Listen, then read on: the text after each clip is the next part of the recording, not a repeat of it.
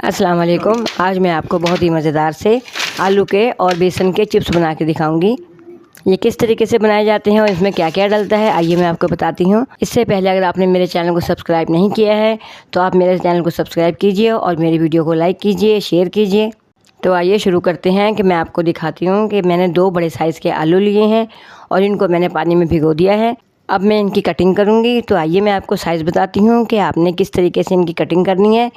ये देखें, मैं इसकी कटिंग कर रही हूँ। जिस साइज़ पे मैं काट रही हूँ आपने भी इसी साइज़ पे काटना है।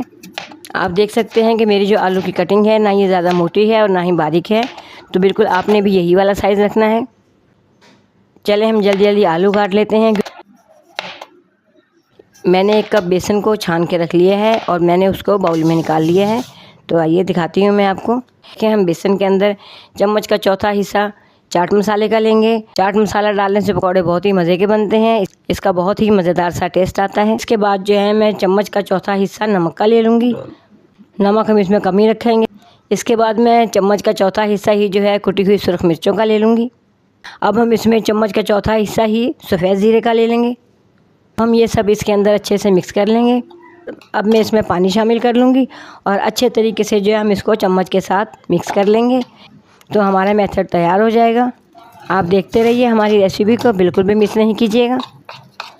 मेथड हमारा तैयार हो चुका है। अब मैंने पैन के अंदर थोड़ा सा ऑयल डाल के इसको चूल्हे पे रख दिया है।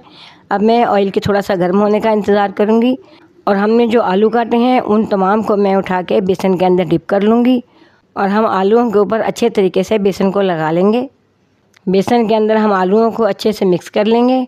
तो चलें अब हम इनको पैन के अंदर डाल देते हैं। हमारा ऑयल जो है वो गर्म हो चुका है। हम चूल्हे की आंच जो है वो थोड़ी कम रखेंगे। चलें मैं एक एक करके आलूओं को जो है वो पैन के अंदर डालती जाऊंगी, जैसा कि आप देख रहे हैं। देख लें कि मैंने चूल्हे को मुनासिब रखा हुआ है ताकि आलू जो हैं हमारे कच्चे ना रहें, वो अच्छे तरीके से गल जाएँ अंदर से। मैं इनको 3 से 4 मिनट तक जो है वो पैन के अंदर ही रखूँगी। देखें कि मैं इनको चिमटे की मदद से जो है मैं इनकी साइड चेंज करती रहूँगी और जैसे ही ये बहुत ही खूबसूरत से ब्राउन से हो जाएंगे तो फिर मैं आपको निकाल के दिखाती हूँ।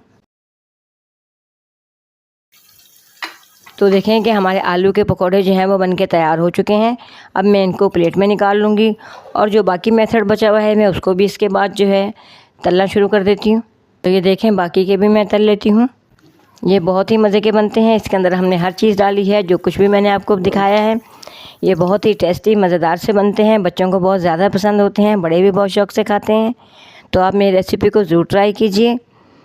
बहुत ही मज़ेदार सी छोटी सी हमारी डिश है ये, जिसमें बहुत ही कम टाइम लगता है। तो देखें जैसे ही ये तैयार होते जाएंगे और मैं इनको प्लेट के अंदर निकालती जाऊँगी।